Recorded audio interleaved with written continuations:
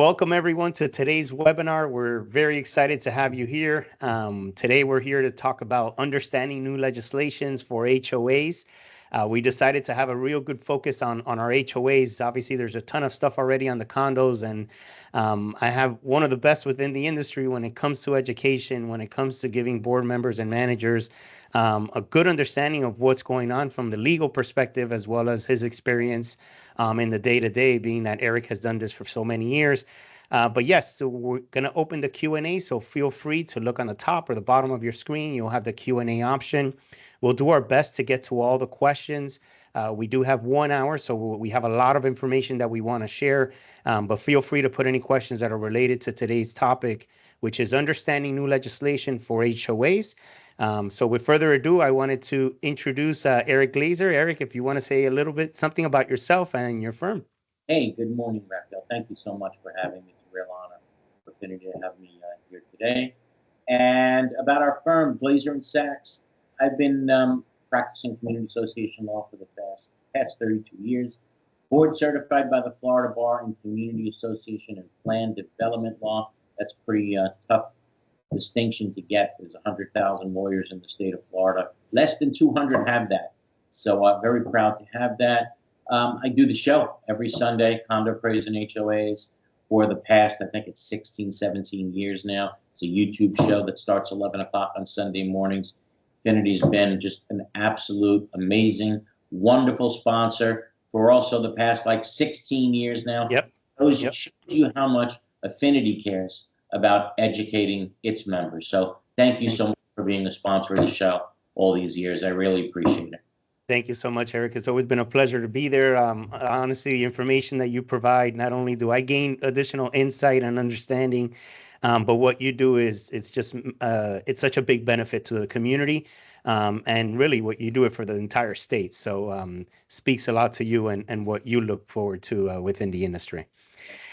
So I want to start off on a topic, because I know you and I have a blog that we chime in each week. We have on our websites, on our individual websites, but really we leverage each other's content to really educate. And one thing that we recently blogged about this week is about board education. And you mentioned how, for years, I know you've been a big proponent, as well as I've been supporting you on that, of making sure that board members get certified.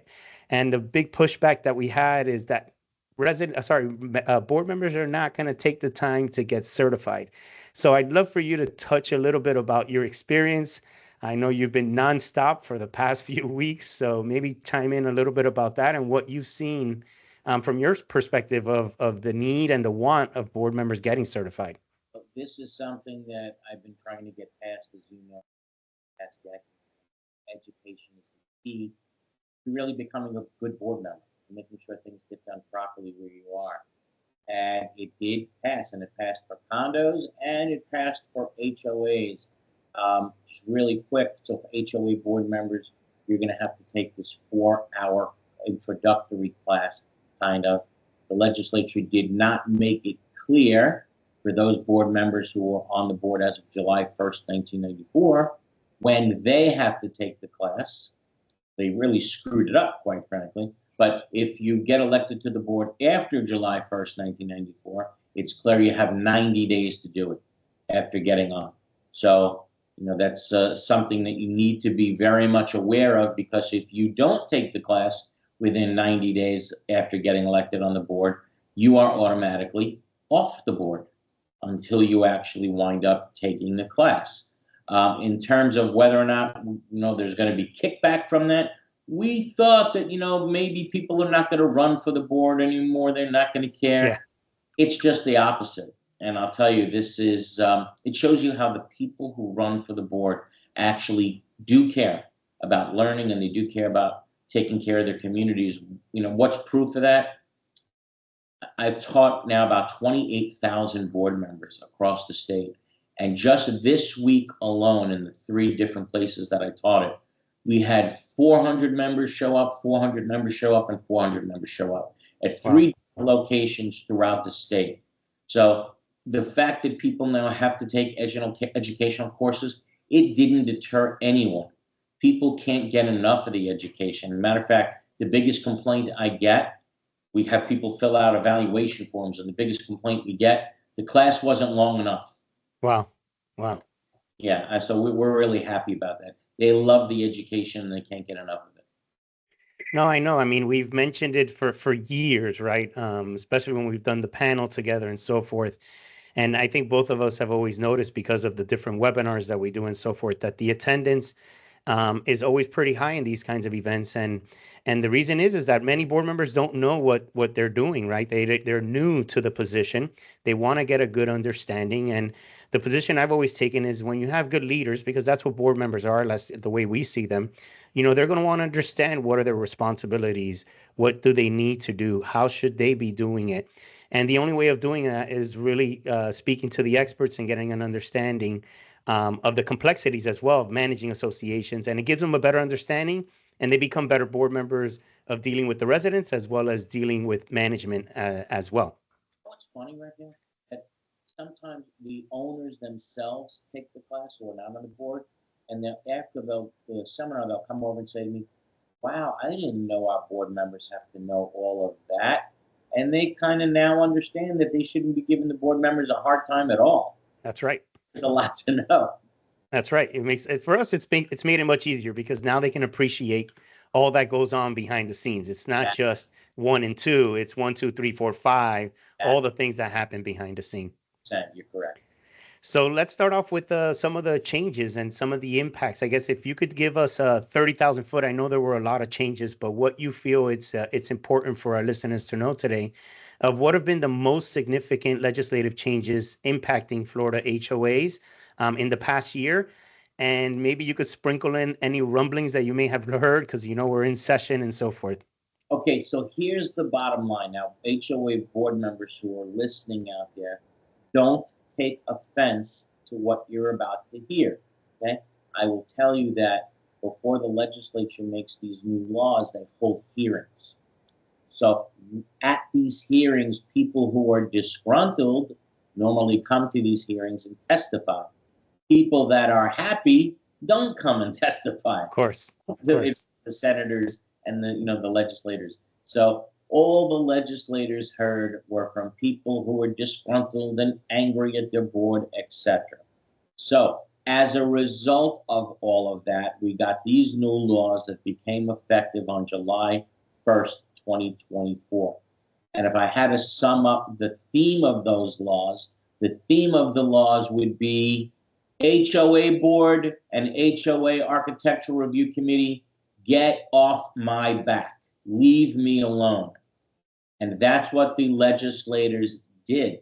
Mm-hmm. They made laws that made sure that the HOA, quite frankly, board and the architectural review committee lost a lot of power. You'd be surprised.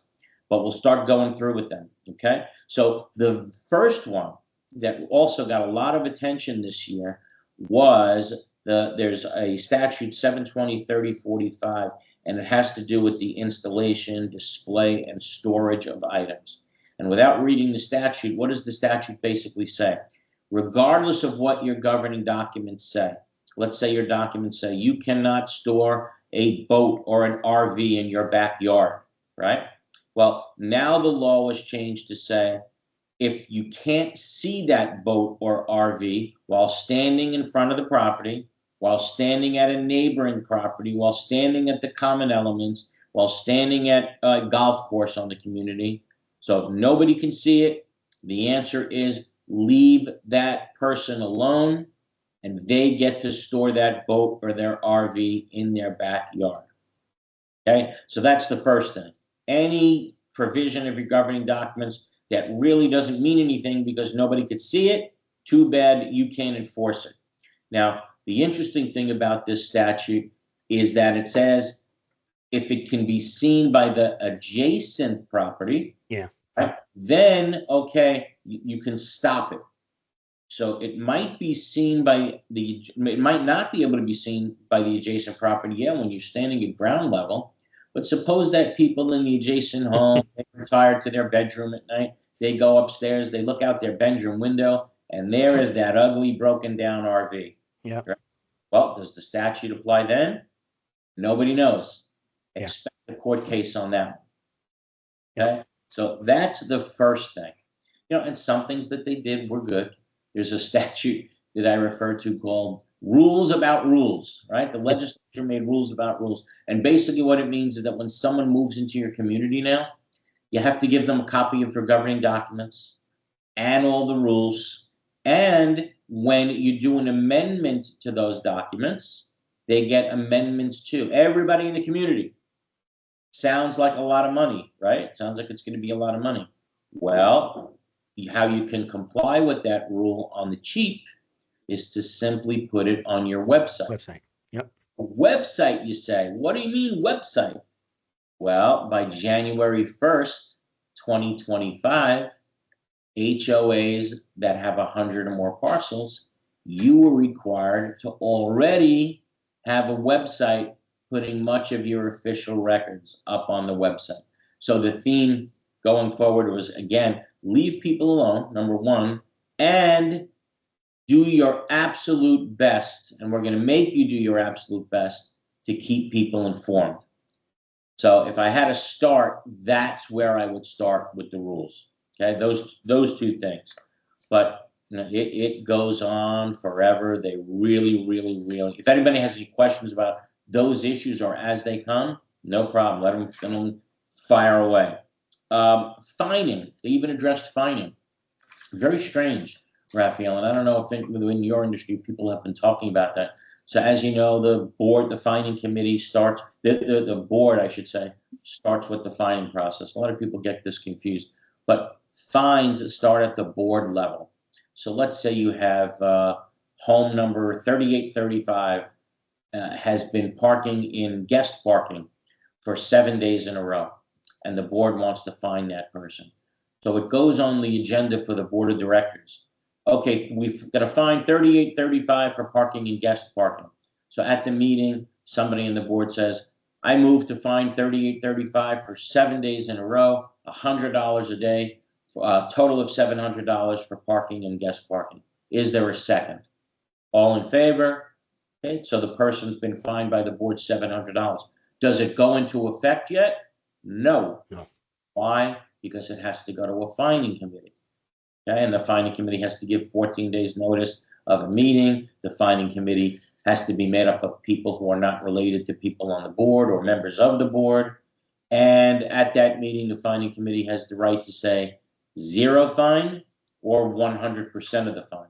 But now we have a situation where for the first time, if the violation has been cured before the hearing or after the fining committee has given notice to pay the fine within the 30-day period, guess what? There is no fine. It goes away. So that has now created a lot of confusion where suppose the person keeps doing this, right? Yeah.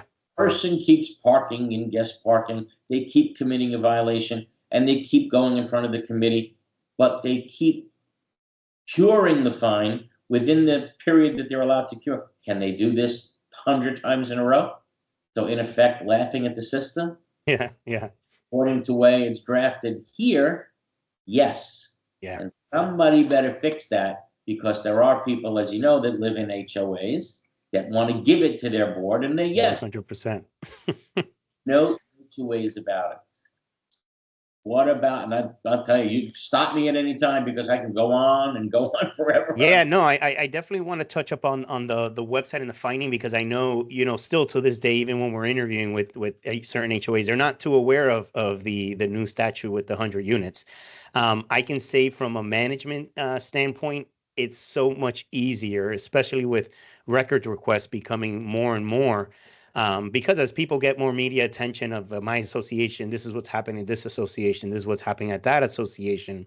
All of a sudden, people start to call to question: Is this happening in my association? And it's the right thing to do. But the only way of really addressing that is by just having that information up on the association's website, so you could just guide someone to that area. And what was interesting about the legislative change of requiring to provide the information. This was something that was always the realtor's responsibility. Within 3 days that you have an executed agreement, you're required to provide the documents.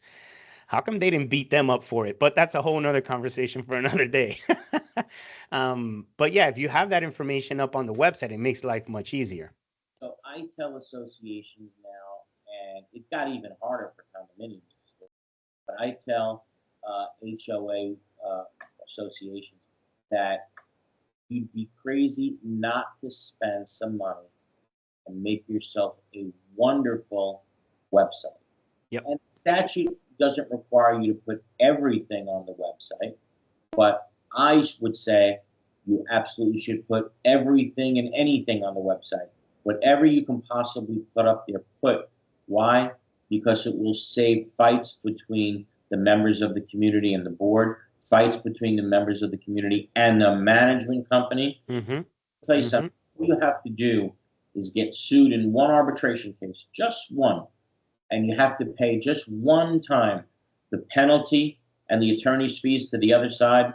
Well, you could have given that to somebody to make a beautiful website for you and put all your records up on the website, and then you wouldn't have had this problem. So do it. Put everything up there. Once everything up there, the statute says that if somebody comes in and asks for records, you're allowed to say, "Don't bother me. They're on the website. Go look there." I mean, that's going to solve how many types of fights, how many types of people coming in the office screaming and yelling. The best thing you can do for your community right now is to have a website that is absolutely all-inclusive. Correct. And one pro tip for those board members and managers that are on the call is don't go just immediately. If you haven't launched the website, like the recommendation would be is have information in there before you just tell the residents, here's our new website. Because from an owner experience or from a user experience, if they go to the website for the first time and you haven't uploaded a significant amount of information, it's just a blank website that just looks pretty, they're not going to go back. So it's important that when you send them to the website that the information's there.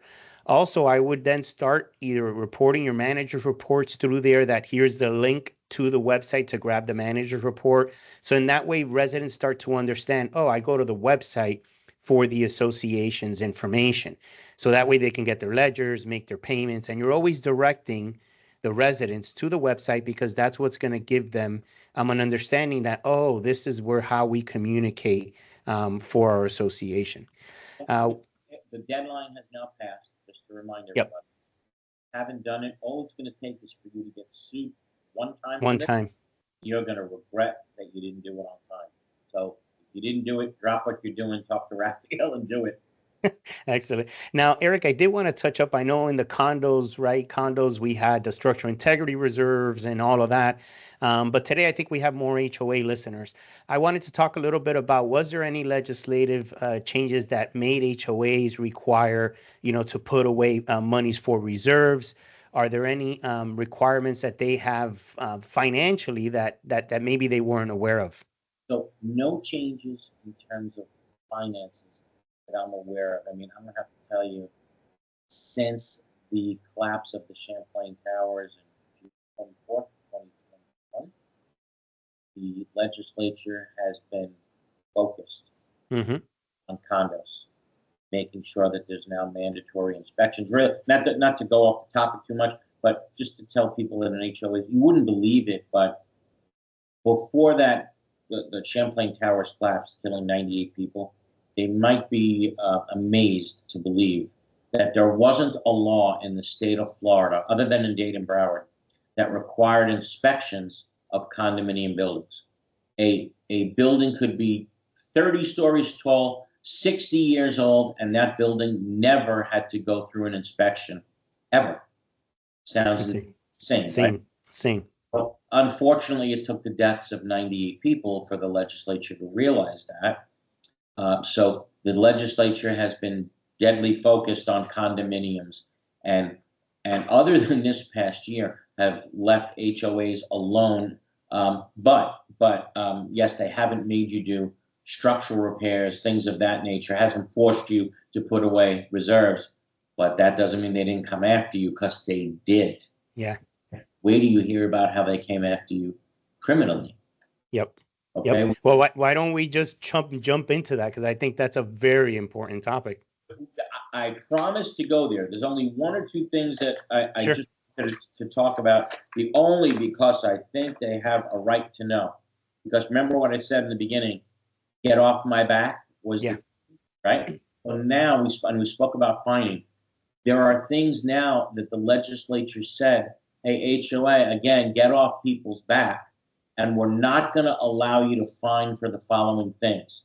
You can't fine if someone leaves their garbage cans out anymore, if it's less than a day. You can't fine for somebody leaving their holiday decorations up.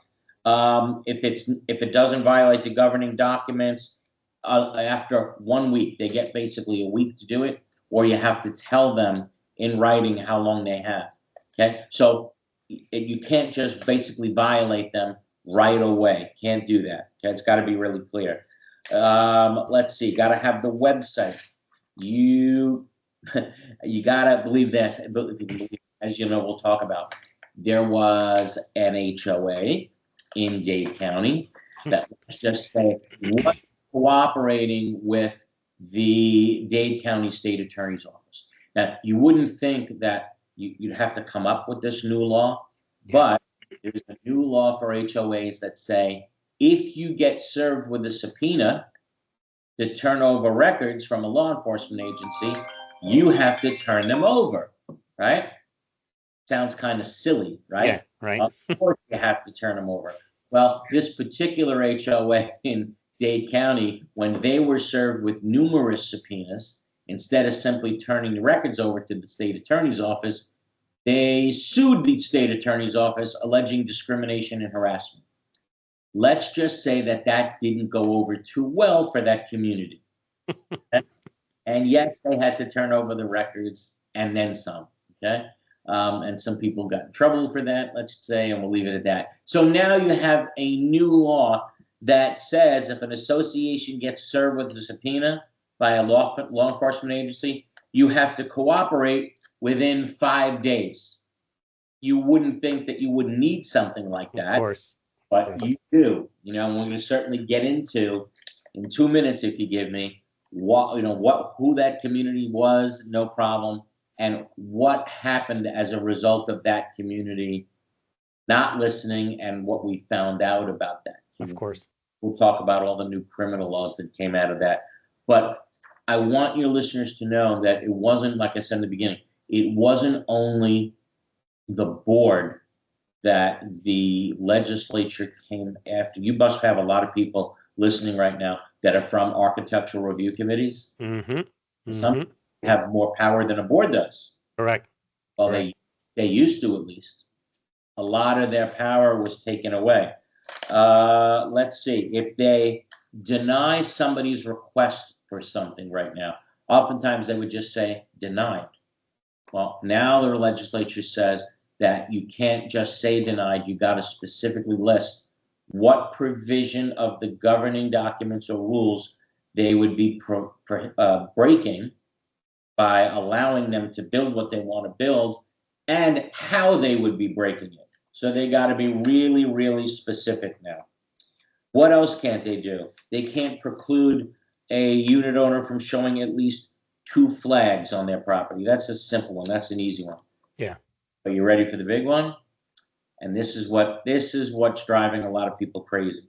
The documents can't prohibit an owner or a tenant from parking his or her personal vehicle, including a pickup truck, in their driveway or anywhere else on the property that they're allowed to park. That's driving a lot of people crazy. So pickup trucks, guess what? Can't stop them now in an HOA. And believe me, there's going to be questions about that in the end. Yeah, that's been the biggest one, I would say. I mean, listen, we always had the battle with the police vehicles, which I've always been a proponent that it made sense to allow a police vehicle to park. That's a sense of free security, right? My next door neighbor had a police car. Wonderful. Please park next to me. Yeah, that's right. That's right. And then we had a law on that. But another big one for HOA parking is now, and I'll paraphrase this, if someone wants to park their work vehicle that has signs, insignia on it in their personal driveway, guess what? Can't stop them. Why? they had people coming to the Florida legislature testifying that, let's say they were a realtor, like you mentioned before. Hmm. They worked for the Kai's company. And on the side of their car, they had a really nice professional Kai's emblem. And they weren't being allowed to park in their driveway. So they went to the legislature and said, I'm a real estate licensed professional, and the HOA won't let me park in my own driveway. I'm parking a mile and a half down the road. And the legislature thought that was insane. Right? So no, we're going to let those people park in their own driveway now. Okay, I mean these are massive, massive changes from what governing documents allowed HOAs to do. So now the statute is saying forget your governing documents. What about when a contractor wants to go to somebody's home and the HOA says, wait, are you on our preferred vendor list? That's not allowed anymore. Should never have been, right? Or we want to see a license first, that you're licensed to do that roof that they want to do. New law says you can't ask for even a license if somebody wants to simply go to a homeowner's property. The thinking is that, well, if that person eventually is going to do the work, they're going to need to show a license anyway. Yeah, So all kinds of things. How about metal roofs? Hot topic. that's Right? a big topic. Topic. Um, can the HOA prevent somebody now from installing a metal roof? No, they can't, because it meets certain standards of the Florida Building Code. As long as that roof meets certain standards, you cannot prevent that person from installing a metal roof. But what you can do is you can say, wait a minute, you're going to make it this color, right, to the greatest extent possible, or even this style. Like, for example, everybody's home in the community is barrel tile, and they Hmm. have roofs now that look barrel tile. I got no problem if you ask to do that. But if the material itself is made out of metal, you can't stop somebody from doing that. Yep. And we haven't even hit the criminal portions yet. I That's do want to chime in on that architectural portion because it's very important because I know when the law came out, there were many associations were panicked. Oh, how we've never allowed metal roofs, and in certain instances they denied many, and you can imagine residents were upset. But I'm glad you brought up the whole barrel tile because that's a solution that we came up with. Listen, you're in an ideal world, association should have, which actually there were requirements there as well, that you have some guidelines for the architectural review committee as well. But having those guidelines, okay, we allow metal roofs, but they have to be a barrel tile metal roof, so you're keeping the same continuity that you have within the community. and that's perfectly legal. Okay, so HOAs can still do that, no problem at all. Okay. Oh, one thing I did like to leave out. How about landscaping? Hmm. So, what does the Florida legislature want to do? Get people away from having extravagant, beautiful landscaping. Believe it or not. Why? Because, like right now, where are we? We're in the middle of a drought. They say. So, if people want to have more of a rock garden in their front lawn, then lawns, gotta let them do it. Yeah. The Architectural Review Committee even lost power in that regard. So these are massive, massive changes. And of course, what you raised, law enforcement vehicles, don't even think about trying to Yeah. stop that. Right. So there are a lot of changes to HOA laws this year. Didn't have to do with structural, but did it have to do with the power of the board and the architectural review committee? Absolutely did. Massive changes. And from one of the things when we've been talking to our clients, Eric, is really having these conversations with your management company, hopefully Affinity in our case, but really having the conversation as well with the attorneys. If you could talk a little bit about that importance, because many times, just being transparent here, we get the pushback. Well, the attorney's going to charge us XYZ, and we're spending a significant amount of time educating of, look, the importance is that we need the guidelines. We can come up with the concepts of what we want, but we still need the association's attorney to give us the blessing on how we're going to go through this process. What are the quorum requirements? How does that tie? How do we tie in the new legislative changes for whatever changes we're going to make? How do you talk to your clients, those that are give you the pushback to say, well, that's just going to cost too much money? Here's what I spoke about on the show a million times. A client, even my own client, will come to me after the fact and say, hey, Eric, can you get us out of this contract that we signed? What? You signed it. What do you want? Why didn't you show it to me in the first place? Well, we try to save some money on it. Oh, now you can't get out of it. So Yeah. did you save money or did you throw out potentially six figures? Right? So, and I don't have to tell you, the laws, there's a reason why. There's a reason why now, as an attorney, the Florida bar created this designation where you could be board certified in condominium or plan development law because it got freaking complicated. Yeah. It really is a complicated section of the law right now. So yeah, you may want to try to save money by not asking the lawyer, but I promise you sometimes cheap can be very expensive. All you got to do is, like I said, sign one bad contract, fail to turn over one record, failure to properly hold your elections one year, get sued once. Do I have to tell you? You're going to regret that you didn't ask the attorney a question. Correct. It's going to cost a lot of money to get out of that situation. Correct. Yeah, and it's no different than the board education courses. Except in this case, there's an expense to it.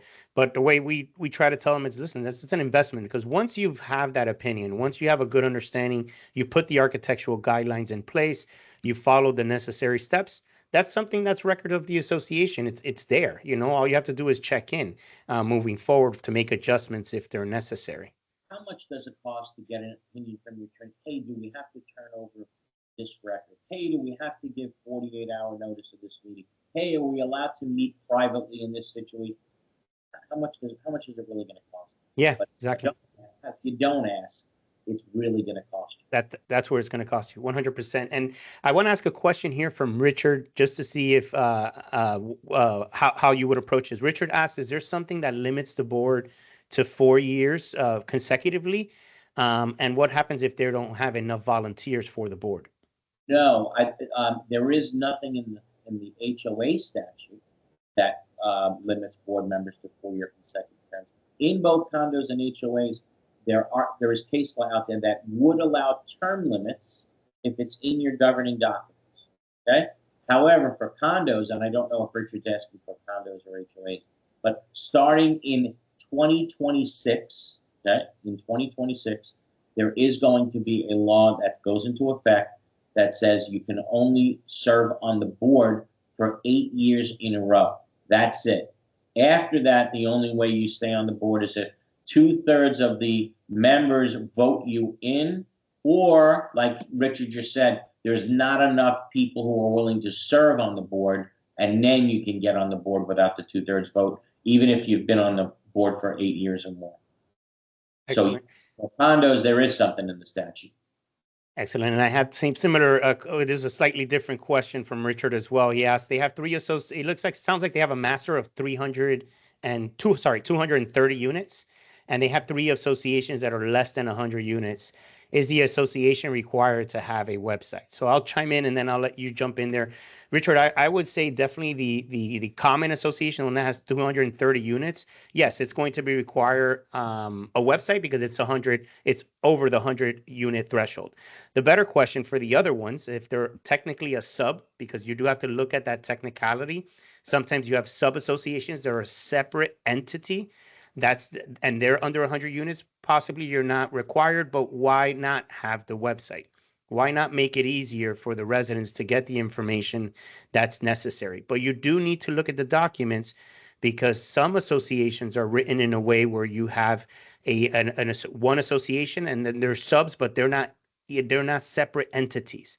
If they're not separate entities, then it could be, would put you in the position to say you should have those websites. Eric, you want to chime in there? Anything that I may have missed? Yes, I think you went to law school and you're not telling everybody because you hit the nail right on the head. Everything said is 100% right. I can't agree with you more. Yes, that master community, because it's above 100 units, no question they have to have a website. But on the subs, even if they're less than 100, have the damn website. Yeah, 100%. I don't mean to yell, but yes, you should have it. It's going to keep you out of trouble. Yep, excellent. And now, Eric, I want to get into the challenges and what complications these board members are looking at, or I should say consequences rather than complications, should they not follow what these statutes have come out, and not just the recent ones that have come out in general, of not following what the guidelines are? Well, I'm afraid to tell them. They might never volunteer again. So, believe it or not, there was a particular community. We can talk about it because everybody knows it's been all over the news and it's been spoken about in public. So there's a community that I represented a long time ago called the Hammocks, and it was very much in the news over the past 2 years or so. And the Hammocks got a lot of attention at the Florida legislature this past legislative session, and I mean a lot of attention. In fact, one of the witnesses who testified in front of the Florida legislature was the lead investigator for the Dade County State Attorney's Office. And the legislature was hearing terrible thing after terrible thing after terrible thing about what went on there. And as a result of that, the Florida legislature came out with brand new laws that subject board members to arrest and prosecution for doing bad things. Now, just want to say this. If you're a good board member, really, you should not be scared by any of this, by nothing, okay? But if you're not such a good board member, just know that the law is now looking at you carefully, okay? So listen up, and I'll tell you, here's some of the laws that just came into effect. A director, hey, Rafael, or a manager, okay, manager who knowingly and repeatedly violates the access to record statute, you commit a misdemeanor of the second degree, you got to be removed from office. A person who knowingly or intentionally defaces or destroys accounting records that are required to be maintained, or who knowingly or intentionally fails to create or maintain accounting records with the intent of causing harm to the association or its members, you commit a misdemeanor of the first degree, you're subject to a civil penalty, and you have to be removed from office. Goes on and on. A person who willfully and knowingly refuses to release or produce records with the intent to avoid or escape detention, arrest, trial, or punishment for the commission of a crime, you must be removed from office, and you've committed a third-degree felony now. Now we're moving it up to felonies. The legislature said you can no longer have any debit cards of any kind in your HOA, none. Credit cards are still allowed. Debit cards are not. Why aren't debit cards allowed? Because you had members of a condo association sitting at the blackjack table at the Hard Rock. When they lost, they'd go to the ATM and just use the debit card of the association. That's what happened. How about this? If you have a board meeting now, and that board meeting, the board is going to discuss an approval of a contract, right? So the board is looking at a contract that they're going to approve. Well, how does the unit owners see a copy of that contract before it's voted on, right? They want to see it. Brand new law. If an agenda item relates to the approval of a contract for goods or services, a copy of the contract must be provided with the notice of the meeting and be made available for inspection and copying upon a written request from an owner, or made available on the association's website. So when you're posting notice of that meeting, what has to be up there is a copy of that contract that you're going to be voting on as well, so people can actually see it. Okay? Let's keep going. Again, the intent here was to provide absolute transparency to everybody in the community. And if you don't, and you're screwing around and hiding records, you're going to get arrested. But what else can you possibly get arrested for? What is the one thing that they heard about the most? That there weren't actual elections taking place at the Hammocks. Now, what I will tell you personally, what I know about that, is when I was representing the Hammocks and we were doing the elections, it was a difficult process to do the elections. Because if you know what, I know you want to know what it is, Rafael, but it was fractional voting. Yeah. So not home got the same amount of votes. Some home would get 0.62375 of a vote. Another home would get 0.7981. And so we would end that election at 4 o'clock in the morning. It was insane, right? Well, apparently after we left, there were no elections. Okay. So what did they focus on? They focused on arresting members for screwing around with the election process. So again, listen up for some more crimes that you can get arrested for. If you engage in any of the following acts of fraudulent voting activity regarding elections, you commit a first-degree misdemeanor. If you willfully and falsely swear to or affirm an oath or an affirmation or asking somebody else to falsely swear. B, if you perpetrate or attempt to perpetrate or aid in the commission or perpetration of fraud with in the connection with a vote cast. If you prevent a member from voting, or if you try to prevent a member from voting as he or she intended by fraudulently changing or attempting to change a ballot envelope, vote, or voting certificate, that's a misdemeanor. I can tell you I was personally involved with a case not too long ago where the president of the association did not realize that there was a camera in the office. She went to the ballot box, clear as day, when right on camera. She might as well have smiled into the camera, right? Wow. Went into the box, took out the ballot, threw that out in the garbage, did her own, put it back in the envelope. So if you don't, these things happen, they do. What else is a crime? Menacing, threatening, or using bribery with the intent to influence an election. Giving or promising anything of value to another member with the intent to buy their vote. Using or threatening directly or indirectly force, violence, or intimidation, or any tactic of coercion. Now you would think, wow, does this really happen in an election? Yeah. I will tell you, I was involved in a case 20 years ago where we had a whole full day trial, a whole bunch of witnesses. And you can look it up for yourself. We actually had a final judgment from the arbitrator that the management company, sorry, Rafael, but the management company intentionally threw an election. Okay? Wow. What someone who worked at the association had the lug nuts on her tires removed. So when she was driving on the street, her wheel fell off. And and the police were investigating this all the time. And a member of the board had their car blown up. You must be kidding me. I didn't. So if you think these things don't happen in an election, they do. And it goes on and on in terms of, again, getting arrested for crimes in the election process. So again, if you had to sum up what the laws were about this year, you better not screw around in the election process. You better be transparent. You better not hide records. And HOA board and architectural review committee, leave people alone if whatever they're doing you can't see. Yep. That's the intent of what the legislature tried to do this year. Like it or not, that's what they did, and it's something everybody's going to have to live with. Yep. And it's, I know for many HOAs, they've taken it's gone too far, and I can appreciate that, where they're coming from.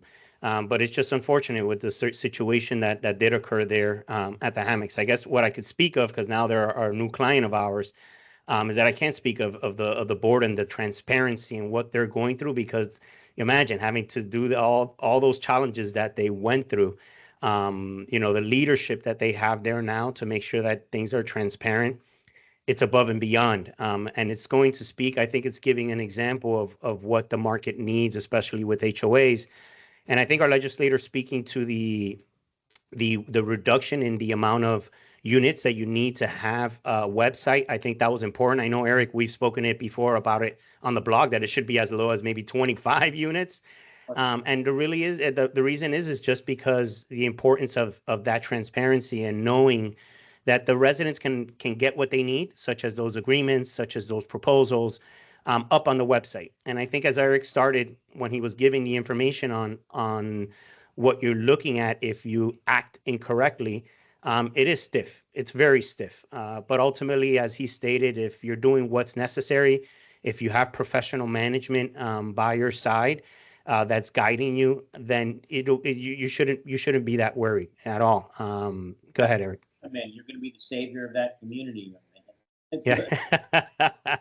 that's our goal. I know we've been making some big transformative change, but our team and honestly, I always say it, Eric, it's a combination, right? It's the partners that you have at the association, the vendors, but more importantly is having a strong partnership with the board of directors. As I blogged this week, they're leaders. You're leaders, and you need to be on the same corner. You're fighting the same fight. As long as you're guiding yourselves by statute, you're leaning on your attorneys, on your professionals. You're going to do what's right to the community, and most importantly, that you're communicating to the residents of what actions you're taking.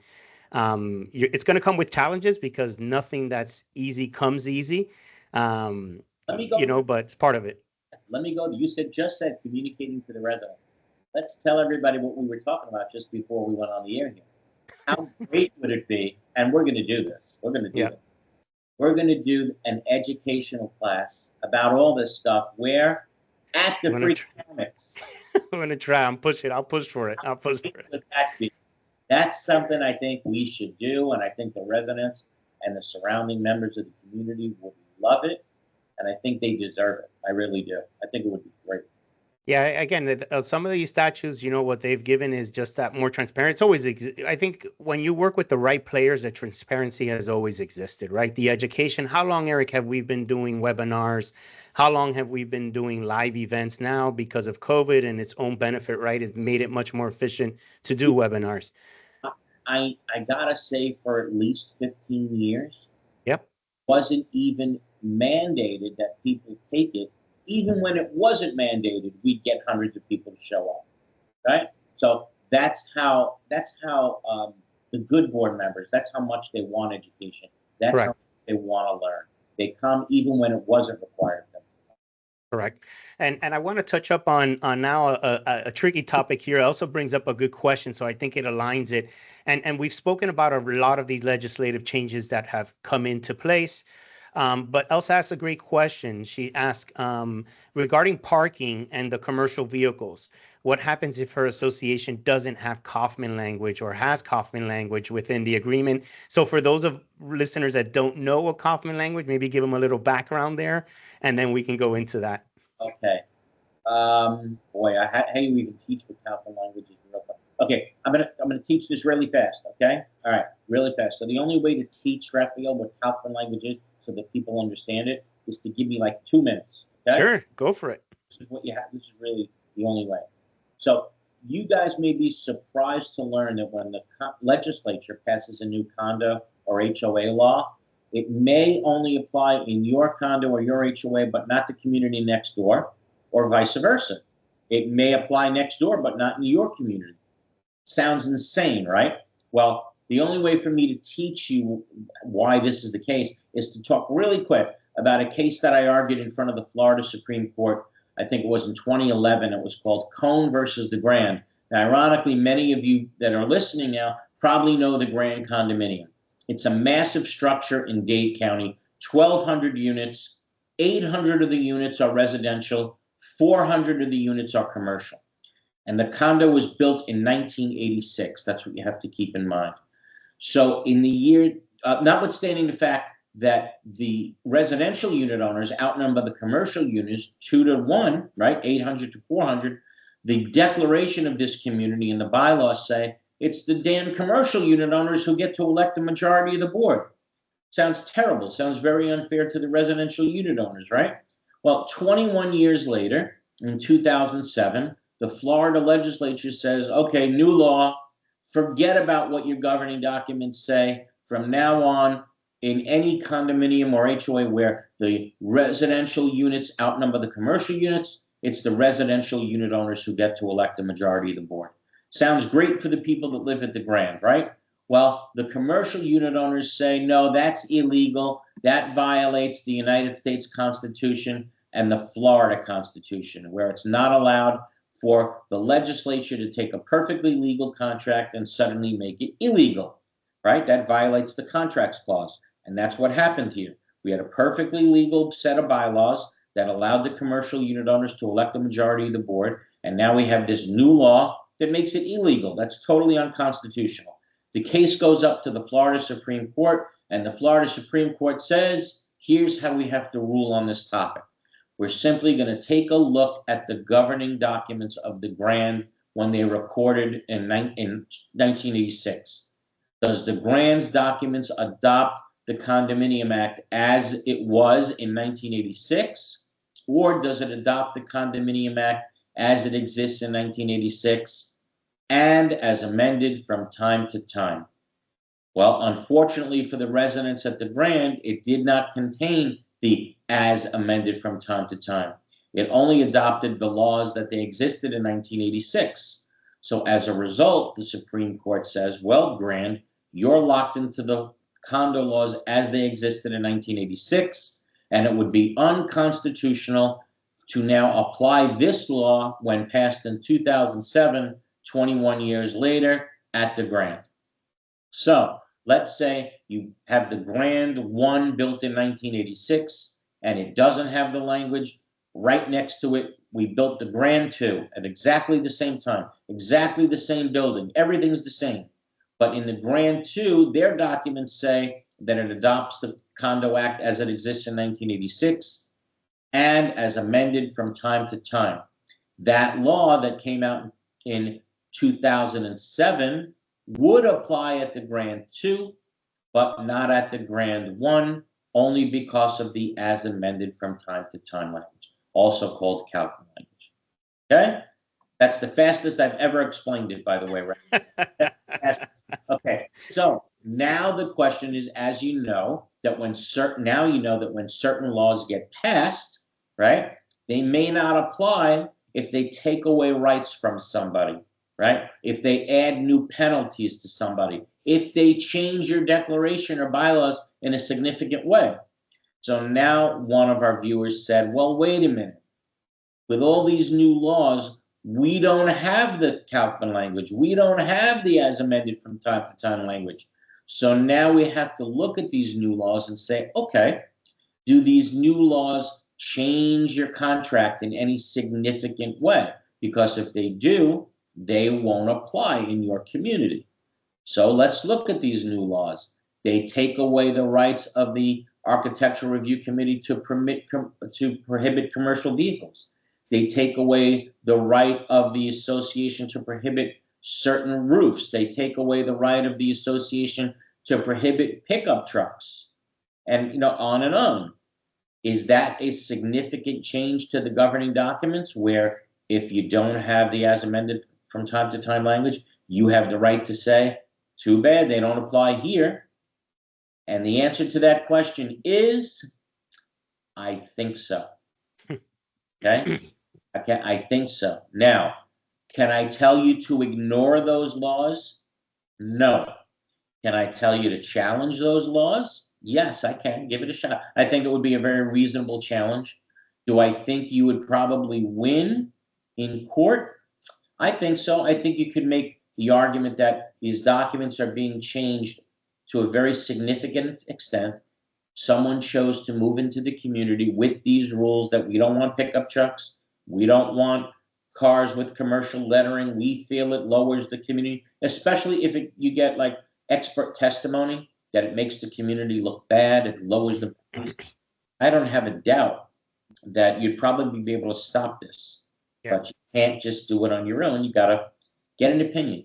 Correct. Yeah. Also, adding to what Eric mentioned, it's the importance again of either contacting Eric or contacting your association attorney, and if you have a management company, hopefully you do, make sure you have them involved and just get that clarification, get that opinion on your side. That way, if anything ever comes up in the future, you're following the business judgment rule where you've reached out to your professionals rather than you and your board making the decision on yourself and finding yourself on the wrong side of the situation, so to get contested in the future. Exactly, because I don't want anybody doing this after the seminar. Eric said we can ignore all of it. Exactly. I'm saying, so at your own peril. Do I think ultimately you'd win? Yeah, probably, but I'm not telling you. Yeah, exactly. I have two more questions before we wrap up. I have Susan ask the question. Her HOA has a rule of 50% of the yard must be in grass. Is it still enforceable with what we were talking about, adding rocks and so forth?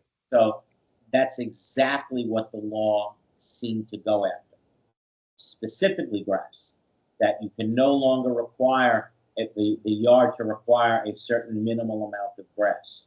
That's done. Why? Again, they're trying to get grasses to not require water. Again, because the idea is to preserve water.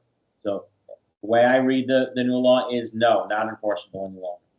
Yep, excellent. Again, Susan, I want to lean on making sure you get your opinion. Obviously, we have one of the best with us here today, but it's important you get your opinion. And I have one. It's a condo question, but she always attends our webinars, and she's a pleasure to always deal with. I have a question from Liz, and she asks, "Is there any updates about incorporating the structural integrity reserves into the 2026 budget, or anything related to SERS when it comes to that?" Okay, so let's really go over that fast. So as you know, as a result of what happened in Surfside, we now have a situation where you have to do a structural integrity reserve study. You got to do it if your building is 3 stories or more. If you're below 3 stories, you don't have to do it, and you have to do it at least once every 10 years.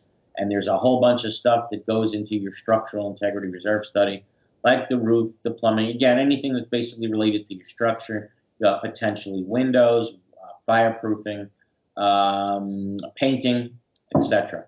So all that goes into your structural integrity reserve study. It's got to be done by an architect, an engineer, or someone with CAI credentials. What do? They go out and they take that roof, for example. And Rafael, I think this is important because everybody's getting confused on what fully funding means. Yep.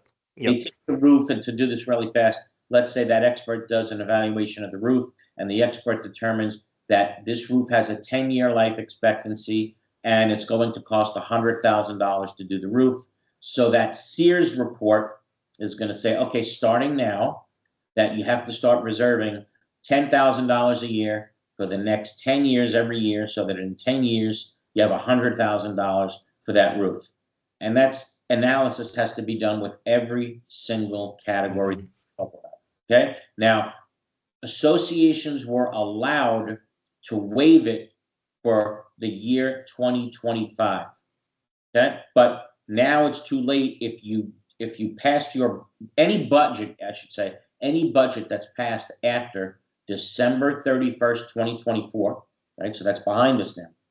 So any budget passed after December 31st, 2024, and probably the next budget that people do are going to be in November for the year 2026, right? So any budget that's now passed from this point forward, right? That's too late. You cannot waive Sears reserves anymore. So if you haven't waived it, you're done. You're done. Yep. You're finished. So any vote taking place from this point forward, Sears reserves better be in there. And the bottom line is people are looking at, I get asked this all the time. Yeah, but the legislature is going to let us out of all this. It's too expensive, right? Wrong. Yeah. Legislature is pretty firm on this. These laws passed 110 to 0. Yeah. So if you think for a moment that they're going to reverse everything they did, and that would really be a terrible thing to do to the victims and the families of the Champlain Towers, it's not going to happen. So these laws are here. These laws are here to stay, and you better get in front of them because they aren't going anywhere. Yep. Excellent. Well, Eric, want to wrap up, see if you have any closing remarks, how our listeners can reach you if they have additional questions, whether it be HOA. Obviously, today we focus on HOA, but you're an expert in the condo space as well. What's the best way that they can reach you and your firm? Law firm is Glazer and Sachs. Again, Sachs, S-A-C-S.